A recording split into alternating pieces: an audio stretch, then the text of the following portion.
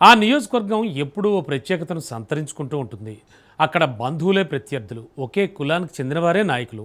వారసత్వ రాజకీయమే ఆ నియోజకవర్గ ప్రత్యేకత. మొదటి నుంచి కూడా ఇక్కడ రెండు కుటుంబాల మధ్య పోటీ ఉండేది. రాను రాను ఆ నియోజకవర్గంలో ఆ పార్టీని నడిపించే నాథులే లేకుండా పోయారనే ఒక చర్చ అయితే నడుస్తోంది. అసలు ఆ పార్టీకి ఇప్పుడు నాయకుడు ఎవరు? ఫ్యాన్ పార్టీ శ్రేణులు నిర్ణయించుకునే పరిస్థితి లేకుండా పోయిందా? ఒకప్పుడు తిరుగులేని నాయకుడిగా ఉన్నవాళ్ళు నేడు ప్రజలకు సమాధానం చెప్పే పరిస్థితి లేకుండా పోయిందా? ఇంతకీ ఆ నాయకులు ఎవరు? ఆ పరిస్థితి అసలు ఎందుకు వచ్చింది? Let's watch.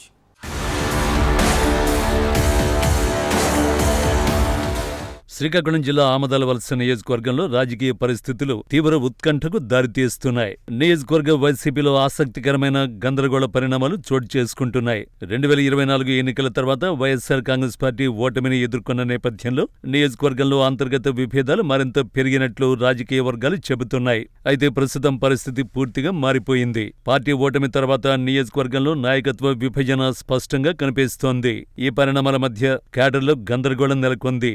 ఎవరు అసలు నాయకుడన్న ప్రశ్న కార్యకర్తల మధ్య చర్చనీయాంశంగా మారింది. ఒకే పార్టీలో 3 వర్గాలు పనిచేస్తుండటంతో సమన్వయం పూర్తిగా దెబ్బతిన్నదని స్థానికంగా అభిప్రాయం వ్యక్తమవుతోంది. పార్టీ భవిష్యత్తు దృష్ట్యా నియోజకవర్గానికి స్పష్టమైన నాయకత్వాన్ని నిర్ణయించాల్సిన అవసరం ఉందని కార్యకర్తలు, స్థానిక నాయకులు అధిష్టానాన్ని కోరుతున్నారు. లేకపోతే వచ్చే ఎన్నికల్లో పార్టీ బలహీనపడే ప్రమాదం ఉందని రాజకీయ విశ్లేషకులు భావిస్తున్నారు.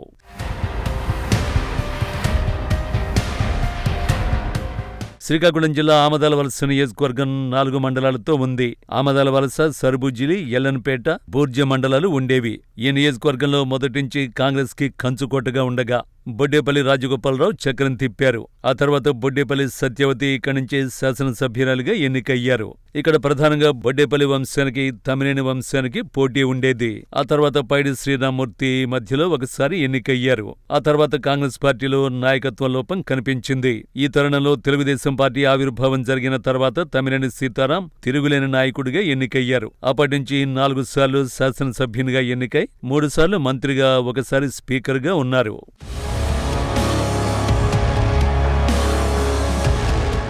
అయితే 2024 ఎన్నికల తర్వాత వైఎస్సార్ కాంగ్రెస్ పార్టీ అధికారం కోల్పోవడంతో ఈ నియోజకవర్గంలో లుక్కలుక్కలు ప్రారంభమయ్యాయి. ఎన్నికల ముందే 3 వర్గాలుగా వైసీపీ నేతలు ఇక్కడ పనిచేశారు. ఒక వర్గం సువార గాంధీ, మరో వర్గం చింతాడ రవికుమార్, మధ్యలో తమ్మినేని సీతారాం.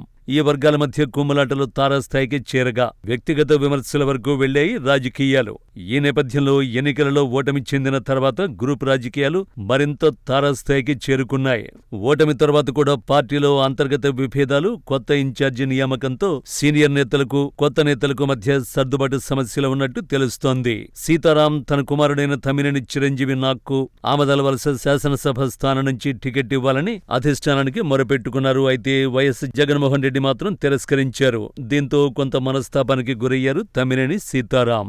ఇటువంటి పరిస్థితుల్లో నియోజకవర్గ బాధ్యతలు సక్రమంగా నిర్వహించలేకపోతున్నారని ఇన్ఛార్జి బాధ్యతలను చింతాడ రవికుమార్కి పార్టీ అప్పగించింది.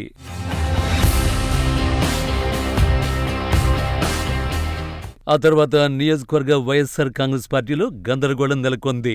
ఎవరిని నాయకులుగా గుర్తించాలో తెలియక వైసీపీ శ్రేణులు తాళలు పట్టేసుకునే పరిస్థితి నెలకొంది. ఒకవైపు తమ్మినేని సీతారాం, మరోవైపు చింతాడ రవికుమార్ వేరువేరుగా పార్టీ కార్యకర్తలు నిర్వహిస్తుండటంతో కొత్త తలనొప్పులు మొదలయ్యాయి. ఇప్పటికే నియోజకవర్గంలో టీడీపీ బలోపేతమవుతుందనే టాక్ నడుస్తోంది.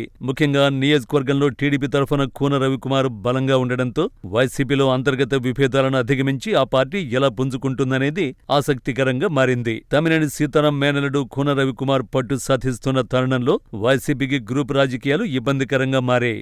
ఒకే పార్టీలో ఉంటూ 3 వర్గాలు ఉండడంతో భవిష్యత్తులో ఈ నియోజకవర్గంలో వైఎస్సార్ కాంగ్రెస్ పార్టీ గెలుస్తుందో లేదో తెలియని పరిస్థితి నెలకొంది. ఇదే అంశం అధిష్టానాన్ని కూడా పట్టి పీడిస్తోంది. ఇటువంటి తరుణంలో ఎవరో ఒక నాయకుడికి పూర్తిస్థాయి బాధ్యతలు అప్పగించాలని, లేకుంటే పార్టీ మనుగడ ప్రమాదంలో పడుతుందంటున్నారు ఫ్యాన్ పార్టీ శ్రేణులు.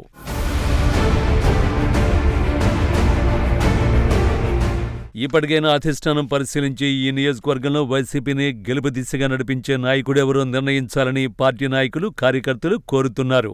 మరి ముందు వైసీపీ అధిష్టానం ఎవరిని నాయకుడిగా నిర్ణయిస్తుందో వేచి చూడాలి. ప్రస్తుతం ఆమదాలవలస రాజకీయాలు ఎవరి వైపు మలుపు తిరుగుతాయో, అధిష్టానం ఎలాంటి నిర్ణయం తీసుకుంటుందో అన్నది ఆసక్తికరంగా మారింది.